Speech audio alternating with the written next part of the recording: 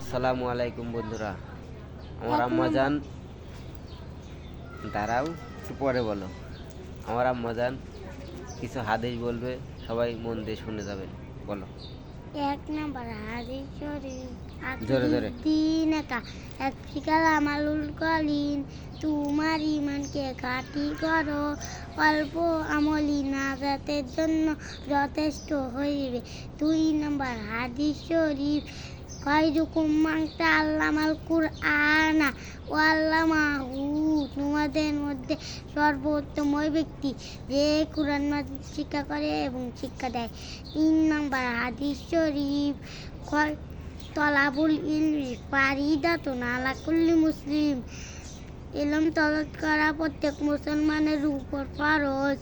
4 number হাদিস শরীফ আত-তুহুর শাতরুল ঈমান, পবিত্রতা ঈমানের অঙ্গ।